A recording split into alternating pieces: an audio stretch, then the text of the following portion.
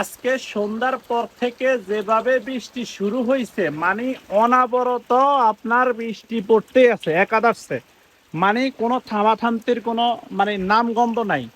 এবং আজকে 3 দিন থেকে তো বৃষ্টি হচ্ছেই, তার উপর আবার সন্ধ্যা থেকে বৃষ্টির পরিমাণ এত পরিমাণ বাড়ছে যেটা মানে আল্লাহ জানে। মানে আজকে যদি এভাবে আপনার সারা রাত চলতে থাকে, গড়ি এখন 11টা বাজে, সারা রাত যদি চলতে থাকে সকালে কিন্তু অবস্থা কিন্তু খারাপের দিকে, পরিস্থিতি খারাপের দিকে চলে যাবে।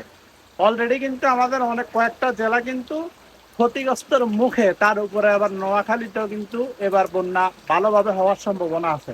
যেমন আমাদের এদিকে প্রায় কিন্তু উঠানের কাছাকাছি কিন্তু পানি উঠে গেছে গা, ঠিক আছে। তো আল্লাহ মাহবুব জানে আপনার গত বছরের মতো এবার বাংলাদেশের মানুষের কপালে কি আছে। যেই পরিমাণ বৃষ্টি হইতেছে, মানে আমার নিজেরা ভয় করতেছে। দোয়া করবেন আমাদের দেশের মানুষের জন্য, আমাদের বাংলাদেশের মানুষের জন্য।